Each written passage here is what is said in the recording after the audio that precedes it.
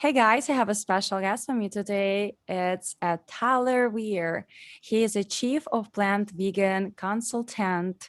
He is amazing person specialized in the plant-based nutrition. He training professional chiefs. He's traveling the world and he has an amazing mission to educate others about farming background. Let welcome him to the Vegan Booty Talk show. Hi, Tyler. How are you? Hey, good. Good to see you. Yeah, me too. For whoever who is don't know, I also have a video and it's going to be posted on YouTube as well. And we actually never met before, right? That's right. Yeah, first time today. Yeah, this is so awesome. I'm so happy to have this platform to be able to connect with more likely wise people. So before we let into my questions I get ready for you, can you please tell us a little bit more about your background for wherever is people who listen to us, where you came from, and what do you do for living? Yeah, absolutely. So I actually am in the United States. I grew up in Indiana, which is a pretty big rural farming community there. So that's kind of where I started everything. I'm just a traditional farm boy, basically. I Mm-hmm. went to Johnson Wales University in Charlotte, Carolina, which is a big culinary institution down there as well, classically chef down there, and started my transition about 10 years ago.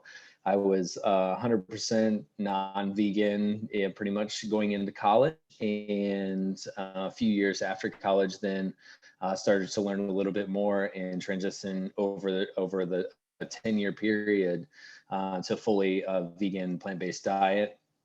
And I use my background and my education now to help chefs in the Boston area, Massachusetts area of United States, to help them transition their restaurants to more vegan-based menus. And I just encourage everybody to try to go vegan as much as possible with education and fitness-related topics as well. So yeah. Awesome. This is so cool. I'm so happy you'll be able to do it. But how Yeah. it all started in the first place? What what happened that you moved from standard American diet to vegan? And I would say not only a diet, as I understand by saying vegan, for anyone out there who don't familiar with this term, right?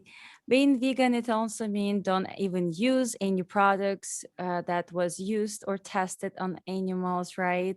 And I want to know how it all actually started for you. Yeah, so it was a health-based and animal rights-based movement for me. I've always struggled with a lot of health problems. I've been overweight for my almost entire life since about second grade, Mm-hmm. and basically just yeah, the standard American diet. And when I got into culinary school, I didn't really get taught anything much about being vegan, or what it even meant, or how to prepare any of that food. So it's really been a learning experience for me over the last, probably 5 to 7 years, and how to educate people on what that really means. I just grew up in a small farming community. We did a lot of dairy cows and black Angus beef and things of that sort, and pigs. And that slowly transitioned me into learning more and more about the agriculture side of things and what effect it had on our earth and our planet, and in my body, especially. And that basically about 10 years ago, when I met my wife, that's when everything kind of started. We slowly started transitioning away from animal agricultural products, including, beef was the kind of our number one. And then we started literally taking things out one by one out of our diet, and seeing the transformation that became for us, which was great. So I topped out at about 275 pounds. Even in middle school, I was over 200 pounds. So sixth, seventh, and Wow. eighth grade, I was a 200-pound kid. And again, just it wasn't healthy. So once I got into Yeah. culinary school, I learned traditional things about culinary education. And then once I got out of culinary school, I took that education that I had and started applying it to cruelty-free items, like how to prepare tofu and how to prepare these different things. And I saw a need for people to basically, educate them and basically how to prepare those things, help them transition as well into being more vegan friendly, more cruelty free as well. So Wow, that's awesome. So your wife was also plant-based when we met, or she was a regular American standard diet either? we both were American Standard Diets. Yep, Oh, and she actually transitioned probably faster than I did. I held on to fish for a really long time.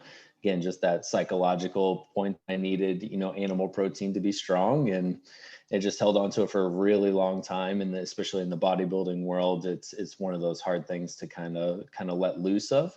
So mm-hmm. fish was and eggs were probably the number one and number two thing that I had to let go of. And I, about 3 years ago, listened to a podcast with Paul DeGelder and Nima Delgado on my way to actually a funeral of my grandmother's. And that was pretty much it. And it was all about bycatch of these fish that, I didn't think that I was hurting, salmon and dolphins and turtles and all these sharks and everything that was part of the bycatch process.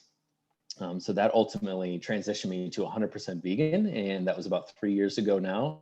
I have looked back since. So Wow. And then you said you did it for health as well, right? So on the side of you lost so much weight and you look incredible. I mean, for anyone who just listened to us, go and watch the video. He's look great, right?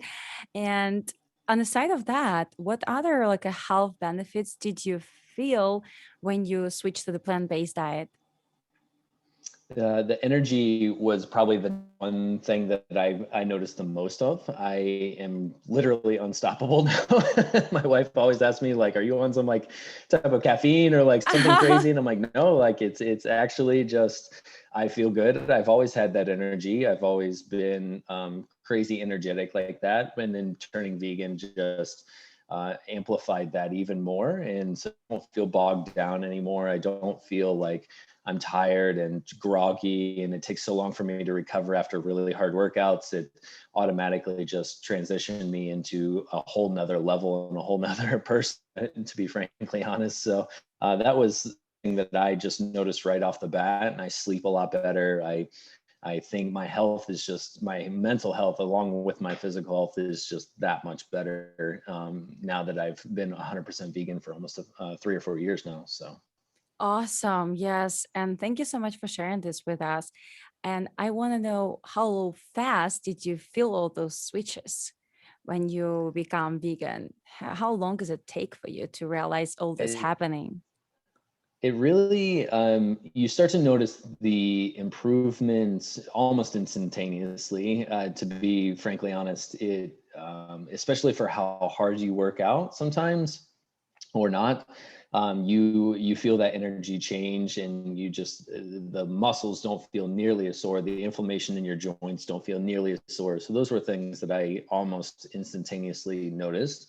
And then my cardiovascular, my mental strength, all that stuff was a progression of just getting stronger and stronger and stronger over time. So almost instantaneously within the first few months, when I really started taking the vegan diet seriously was a couple of years ago. I had joined a vegan, basically fitness challenge. And at that point, I felt unstoppable. Mm-hmm. And that's pretty much when I was like, you know what? I'm never going back at this point. I'm in it for the long run, and it's going to make me a better person. It's going to make me a much stronger athlete. So there was no choice at that point. I was there. Awesome. And do you use any supplements while you was transition, right? A lot of people say, oh, you need B12, omegas. If you're going to be vegan, you're going to be protein deficiency, right? So what supplements you actually start using from that time for nowadays, right? Yeah, actually, it wasn't anything. I was just making sure that I had a nice array of vegetables and plant-based proteins in my diet. I had no problem achieving about 160 to 180 grams of protein a day. My carb Hold levels on, were in hold the on, hold three. on, Yeah. hold on. It's just, I just want to point on that. Did you hear this guy? 160, 170 grams of protein a day. No problem, right? No problem whatsoever. 100% Okay. plant-based. Yep, 100% plant-based. 300 plus grams, 350 grams of carb, nice good carbs, and about 50 or 60 grams of good fats. And that was Mm-hmm. pretty much that all I needed to sustain. Again, running in the morning for 30 to 45 minutes, almost an hour, maybe 2 hours at the gym, and do another hour's worth of boot camp on top of that, and I was good for a 3 to 3.5 hour workout per day. And I was doing that 5 to 6 times a week and still sustaining the energy that I needed to get those workouts done, sleeping well. It all fell right in line for me. So Wow, that's incredible. So for those days, you don't use any supplements, not even a protein powder? I would use protein powders every once in a while to help me get to my macro levels if I needed to.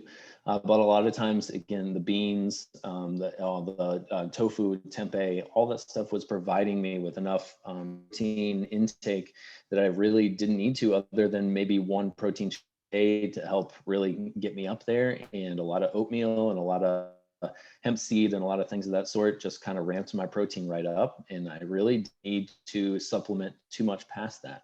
Mm-hmm. Okay. So if we're gonna back up and let's say someone is listening to this like you was 3 years ago and want to start to change diet, how do you actually start it, right? What was the first step? How you figure out what to eat? Yeah, the preparation of those things, and you got to enjoy the foods that you're eating no matter what you're preparing. So you got to find something that like tempeh or something that how to prepare and prepare it well. And beans are a good start. A lot of people don't know how to prepare tempeh or but beans they typically do, like a chili or things of that sort, where you can get a huge amount of protein with lentils and kidney beans and chickpeas and things of that sort. And then your body kind of acclimates to all the fiber intake that you're taking in, and make sure you're getting plenty of water and things of that sort. But the preparation is half the battle. And that was one thing when I was in culinary school, was they didn't teach you the preparation. We had one nutrition class, and it was how to make chicken Alfredo, healthier, which was less cheese and less cream and less butter. But nobody ever taught you, like, you could make, Alfredo sauce out of tofu, and you didn't realize that it was tofu because it had been blended down with some lemon and some nutritional yeast, and make it like a traditional Alfredo sauce. So the preparation of those things was the biggest probably challenge, and I think that most people that I talk to is the biggest challenge yet. I just don't like tofu, but I don't know how to prepare it either. So that was kind of one thing that I had to learn along the way, was how do people connect with that food and make it something that is very traditional, yet it is plant-based with zero cholesterol and no, cruelty involved into it, and they're absorbing all the positive energy from that food as well. Yeah, absolutely agree with you. It's really hard to someone who, never start the vegan diet to actually know how to cook all those things. So you use some internet videos or you Google it, how you go and found those old recipes. Yeah, exactly. That was half the battle, was just Googling a lot of that stuff, following chefs that I really liked their cookbooks, and I really enjoyed a lot of their cooking demos and how they prepared those items as well. And I didn't start with anything, even though I'm classically trained as a chef. I don't start with anything too complicated. You need to, be able to prepare that food and actually enjoy it, and then come back to it over and over and over again. And that's one of the things that you need to learn, is how you like things and what you like, and kind of go there, and then just build upon that knowledge, and then start to challenge yourself at a little more and a little bit more. And it wasn't something that I learned overnight. It was something that has been a transition, obviously, over the last 3 to 4 years. And I've gotten much better with my cooking, just as well as, like culinary arts is the same thing. You don't learn how to make everything all in the same day. It is a progression of things. And there's recipes that you try, even as a traditional meat eater, that you wouldn't like. It's the same thing with vegan food. It's the same process. Every recipe is not built the same. So if you don't like a tofu recipe from one cookbook, that doesn't necessarily mean you won't like a tofu recipe from a book. And you just got to keep trying. Yeah, I absolutely agree with you. I remember the time when so for just a reference, because I don't know if you know that I don't eat meat from 9 years old, and Mhm. I never eat tofu until I got 21. I just didn't know how to cook it. It was weird and taste bad or taste like nothing. And now I basically have tofu every day. I love tofu scramble. It's my favorite recipe. So I share my recipes on my YouTube and on my Instagram. Is anyone can find your recipes too, and where they can find them? Yeah, absolutely. So I am on Instagram. It's PL Vegan Consultants. So that's Plant Life Vegan Consultants for short. Basically, you can find any of my recipes there. You're more than welcome to DM, and I'm happy to share those recipes with you as well. And basically, the same recipes that I share with a lot of the local chefs to make their vegan menu options a lot more diverse at their restaurants. Hmm. Same concept, scrambles and everything that you could possibly think of that would be vegan alternatives. I'd be happy to share with you as well. Yeah, of course. And all the descriptions down below in the podcast, I will leave your Instagram because I think you're really great with those recipes. And then we kind of get into the topic I want to talk about now, which is your, plant life vegan consultant coaching, I guess, right? So how you get to be a vegan consultant in the first place, and how is that look right now for your life? Absolutely. So Meredith Marin, who is the Vegan Dot Hospitality, she is one of the CEOs and founders of the group. She basically helps train us to be vegan consultants all around the world, about 12 or 15 different countries and over 20 different United States states here in the United States. We have consultants in. She ultimately started in Aruba, and Aruba, one of the most vegan friendly places in the United States and in the Caribbean as well. But basically, we take our natural instinct and all the thousands of meals that we have prepared as vegans and for our family, and what we like to, compassionately do. And basically, we take all that information and we put it into a professional structure in a high impact consulting gig where we basically train the chefs. We help product source a lot of vegan things that are local to their area. We recipe develop for them as well, and then also train what we call the front of house staff, which would be your waiters and your hostesses, on how to sell those products as well, and let them know that the whole entire restaurant is vegan friendly. Your vegan guest is looking for the same dining experience as your traditional guest.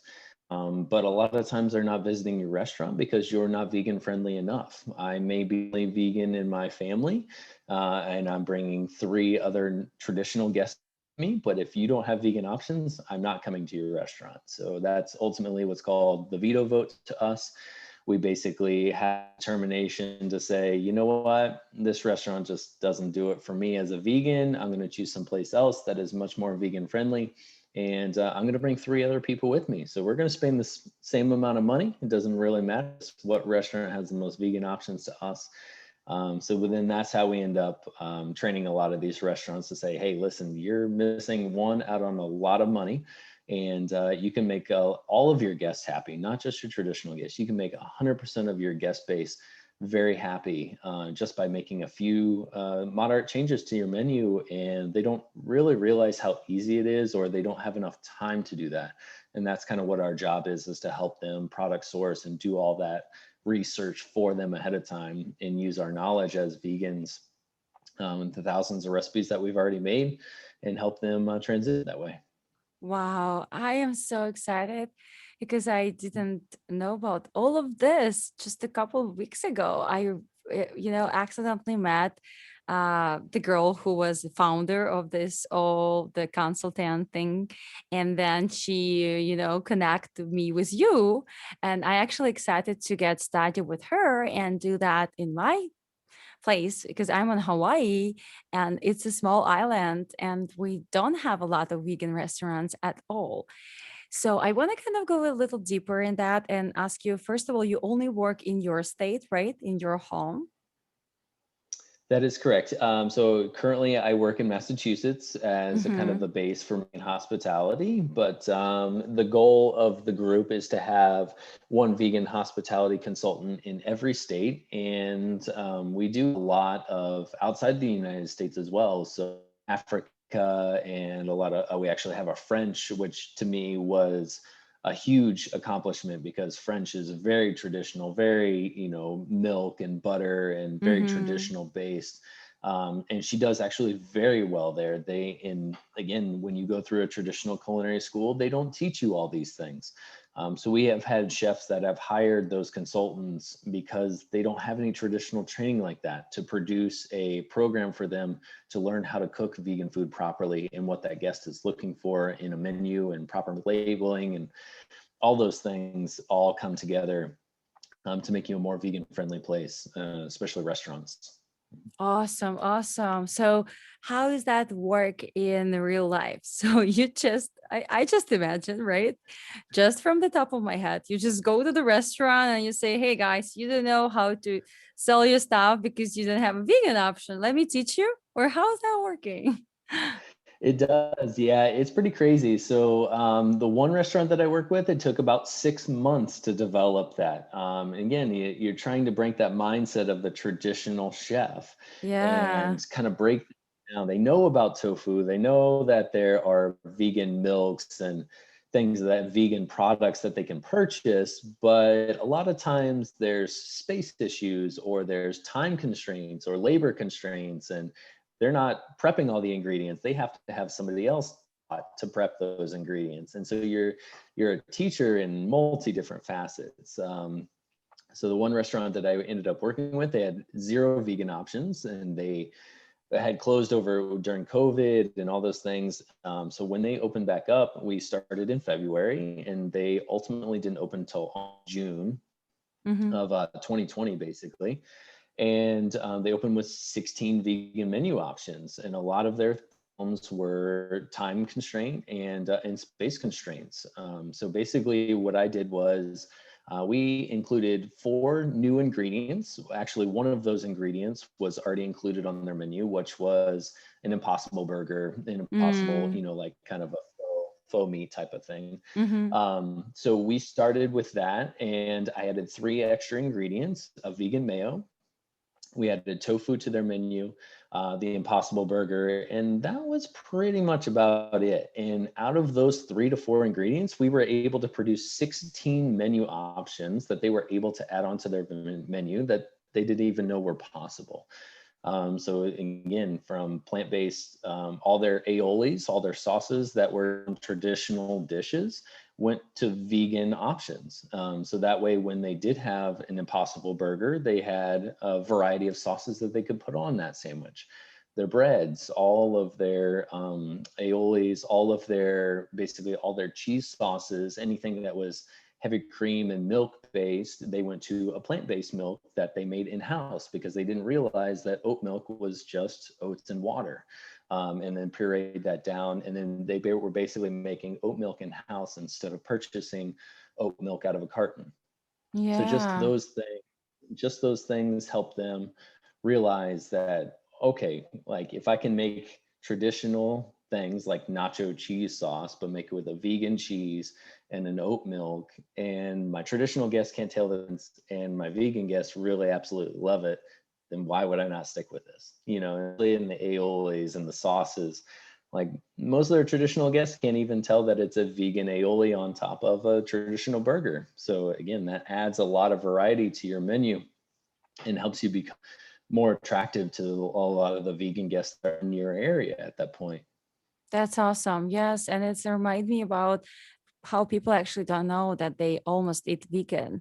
A lot of people come to me as, like meat eaters to ask about, nutrition advice, right? Because I'm a nutritionist and I'm like, okay, what do you eat? And they're like, describe me what they like to eat. And I'm like, if you switch to your from your chicken to your tofu or seitan, you're going to be vegan. You don't even need to do anything else. And they are just shocked, right? So basically, it's actually really simple if you if you look at that. It's just for some reason people build this kind of stereotype of being vegan. It means eating only greens and vegetables and nothing else. And being vegan is super hard for some reason, which is not true. And I think it has a lot of benefits. And it's amazing that you could do 16 dishes with only two switches in the menu, from, to tofu and impossible burger. That's just a great example of anyone who think that they cannot, follow any plant-based diet because it's super hard. Guys, you should just try it out, because it's absolutely not. It's just something what you make up in your head by finding excuses. And I am pretty sure it's, achievable and super simple for anyone out there, especially nowadays. For example, Tyler, tell me your favorite vegan protein sources. My favorite vegan protein sources. I really love tempeh. That's one of my Mm-hmm. favorites. And then I've actually gotten really good at making some great seitan as well. That is one of my favorite things to make. And it seems super overwhelming at first, and it actually is not whatsoever. And again, 20 grams of protein for a quarter cup of vital wheat gluten. You can't really complain about that, and hardly any carbs to it. So Yeah, fantastic choice. I love seitan too. What is in your seitan recipe? What is the ingredients? So wheat gluten, of course. What else you put in there? Yeah, wheat gluten and a lot of spices and go into especially nutritional yeast and a lot of like we have Trader Joe's like a chickenless any type, which is like turmeric and onion powder, garlic powder, all that stuff goes straight into the dry mix. And then a little bit of vegetable stock, and then ultimately what I put in the braising liquid is like a barbecue. It's like a barbecue based chicken, and it absorbs all of that sauce, and then I basically saute it, and that's pretty much it. I mean, it's pretty easy to make. I'm Can't excited. complain. I'm excited to try. Is that recipes on your Instagram? I'd be happy to provide it for you. Yeah. Yeah, please. Because I have my seitan recipe, and I think it's totally different than yours. Of course, I have a wheat gluten Mhm. in there and nutritionist, but I use a bean. I use lupini beans for the base, or lupini beans or lupini bean flour. And I guess you don't, as you said. So I'm really excited. And I Yeah. think people out there too. So we're gonna all check your Instagram. Please post the seitan recipe in a week, because I guess this podcast is going to come out in about a week or so. So we're going to all go to Tyler Instagram and try this recipe, because seitan is amazing, guys. It's just almost like a real chicken breast, but vegan option of this, right? And only one problem: seitan is not gluten free, right? Because this has a main ingredient, wheat gluten. So if you're going to say your favorite protein source without gluten, what is going to be? That would probably be beans and tofu for sure. That was ultimately my favorite. I do use a lot of pea protein as well, Mm-hmm. especially in a lot of my smoothies and things of that sort. Is especially if you want to stay away from the soy, either hemp seed is really good, or pea protein as well. Yeah, amazing. So that's what you do right now for living. You have those hospitality services for restaurant. That's how you make money to live. That is actually my second gig. I am ultimately the food and beverage country club here in Massachusetts, and it's a transition for me. That ultimately my full-time job is not necessarily vegan and ethically friendly. Ultimately, I want to transition into a spot where I can do that full time, and that was the goal. Becoming a vegan hospitality consultant is using my background in all the industry, basically standards and operations, and what I've learned over the past 10 years or 13 years, 15 years in being a part of the restaurant industry. That's what I ultimately want to do is transition to that. Yeah, absolutely. I wish you good luck with that. That would be amazing. But what's the difficulties you find out on the way to actually do it full time, right? And on the way to actually educate all those restaurants and chiefs around your area? Yeah, it's Massachusetts is actually pretty progressive, but there's still spots that are vegan food deserts, and so it's Mm, convincing that those people that and restaurant owners especially that there's a need for this, and ultimately they will see that there's a need for it. They're missing out on a lot of money. It is becoming big business, and so everybody wants a little bit of piece of the vegan market as well. So ultimately it's just getting those people to understand that there's a market for that and how much money they could really make and how big of a benefit to their community this is actually making. So that's kind of been the struggle so far in Massachusetts, where we are pretty progressive in that mindset. It's still pretty tough. You have to be close to the city in order to produce a lot of those results, and if once you get outside the city, it's a little tougher, honestly. yeah, I feel you. I really want to change Hawaii and get it as most, healthy and vegan friendly place, but it's not easy. People usually don't care about environment, and this is what break my heart. If you don't care about your health, I could handle it, but if you don't care about our planet, I just like don't get it. It's so bad. But I'm happy you here and I and a lot of other, we have all this community around the world, and that's why I'm doing this podcast, and I want to meet and share this information, as much as possible. Before we get to the last question I get ready for you here, I just also want to know, what is your favorite vegan meal? Could you share with us? Yeah, I actually grew up eating a lot of cheesecake. I love cheesecake. So, Me too. my ultimate, I love cheesecake. I'm not a huge dessert guy, but cheesecakes is kind of like the traditional is what I kind of grew up eating. So just to find that really good creamy style of cheesecake with a graham cracker crust on Mm, the bottom is just stop like it heaven to me. now. Yeah, I Yes. know. So that's one of my favorites. And in coming from the culinary world, I know it's very hard to be vegan friendly and produce a good vegan dessert. So that's what I have the most respect for as well, is when I find a good vegan dessert, I just want to the top of the world about it and spread as much knowledge as I can. Be like, hey, you can have cheesecake too. I mean, that's just pretty much what I eat on a weekly basis. So. Yeah. What base for the cheesecake do you use? Tofu or cashew? Cashew. I love cashew too. I've had to try a couple of the tofu cheesecakes and I really like them, but the cashews are really good. Cashew key lime pie and avocado key lime pies, anything of that sort where it's a no bake, quick blend it down and let it sit in the fridge overnight. It's just a really good treat. And again, it's cruelty free and cholesterol free, and there you go. That's it. Yeah, yeah, I agree with you. The cashew make it more creamy than the tofu, I think. So I like it too. Yeah. But from the macronutrients profile, I like tofu. For someone out there who want to lower fats, tofu cheesecake is going to be the better option, I guess, right? Absolutely. Yep.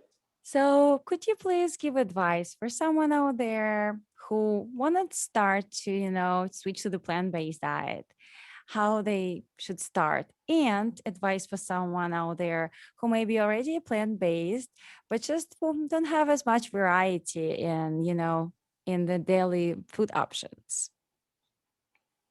Yeah. Ultimately, to me, the transitioning thing again was it was the research and just finding out what I really liked. I had to produce a deeper connection with my food before I could really realize what I truly liked and what I didn't like, and it really expanded my palate quite a bit. So I get a lot of, don't you think your diet is very restricted? And, especially in the culinary world and especially in the bodybuilding world, because where keto diets are hugely popular. So ultimately, I saw keto can only eat about 12 different items in the entire world, where we have 20,000 plants that you could possibly choose from. So, and a lot of different varieties, a lot of different preparations of those things. So explore those options. Things that you didn't know that you really liked, you might actually be surprised in preparing them a little differently. Things you've never even heard of before, maybe like jackfruit or things of those sort. It mimics a lot of, pulled porks and chickens and things that are very similar to a traditional diet. That's my biggest takeaway is explore those items, and you never know what you might find that you like. Absolutely. Yes. And we're going to all explore the recipes you share because they are amazing too. And I have a last question before I let you go. And this is the hardest one. So sorry for that. What are you going to do if it's going to be the last day of your life on this earth? I am going to spend my entire day at an animal sanctuary. I absolutely love it there. It's one of the things that I do on a weekly basis here. I spend 2 to 3 days out of my week at an animal sanctuary here in Massachusetts, and it is probably one of the most peaceful and connective things that I have ever done in my entire life. Even though I'm working usually very hard, scrubbing troughs and feeding animals and cleaning up after them, it is probably one of the best ways for me to connect with another sentient being, and to basically just know that a life is a life, and I don't ever want to take that, and I don't ever want to play God and take away an being's life for the benefit of myself. So only I will probably stay there and just cuddle with animals pretty much my entire day. Wow, I'm so happy I asked that. I didn't know you do this. This is incredible. So you just go and feed and help animals out there? Is a specific place? Yeah, so Unity Farm Sanctuary is in Sherburne, Massachusetts, Mm, is pretty much where I volunteer. John and Kathy Halamka are the owners and the founders of Unity Farm, and we basically just try to produce humane education programs for them. We do cooking demos. I just did a cooking demo of actually jackfruit tacos for New England Veg Fest, and it's all hosted from them as well. And basically, yeah, we just try to spread the word in the most compassionate way to say there is an alternative lifestyle out there. And if you're willing to learn, we're here and willing to teach you. that's amazing. Wow. I'm so excited. I wish it's going to be spread out in every state, you know what I mean? And then I would love to volunteer in the place like that if I have an option, but I don't. So I'm happy to hear this information. And I wish good luck to those owners who may gonna, explore and spread out. It's all over the states. And you are saying something that I never heard on this question. So it was really nice of you share that. People say that they're gonna eat wherever they want, drink wherever they want, and usually spend time with their loved ones. But you love and compassion to the animals is such a big that you want to spend the last day on your earth with them. This is so beautiful. Thank you. And they have a small game before I let you go. So it's just to let you know, let followers let know you a little better. You just have to choose one from two things I'm gonna ask you. Okay. Sounds good. So coffee or tea, Coffee. black or purple, Black. gym or outdoor workouts, Ooh, outdoor. beach or mountains, Mountains. juice or smoothie, Smoothies. wine or water, Water. chocolate or sweet cream, Ooh, chocolate. kiss or hug, Kiss. love or sex. Love. Perfect. Thank you so much. It was really sweet. And again, thank you Absolutely. so much for showing up today. Before you go, say whatever you want to say to anyone who listen out there. And of course, share if anyone else want to find you, unless it's not the Instagram, which we already mentioned, and it's going to be in the description below, how people they can reach you. And maybe, they in your state and want, change the restaurant or wherever like that.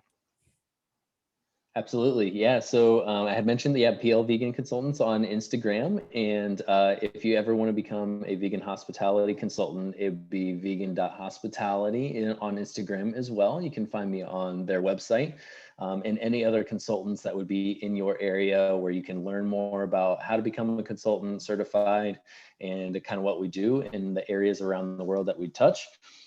As well as the New England Veg Fest website and YouTube channel. You can find a few of my cooking demos there. You're more than welcome to follow me on those social media platforms that way. Of course. Yes, amazing. There was such a good time and we should do it more. It's so many questions I didn't ask, but it's time to say bye. So I am really appreciate your time. Thank you so much for sharing that today and spread the knowledge of all these vegan things, and I wish you all the luck with amazing job you do. Awesome. Thank you so much. Yeah, pleasure having me. Yay. Bye bye. Bye. Okay, I'm gonna stop recording now.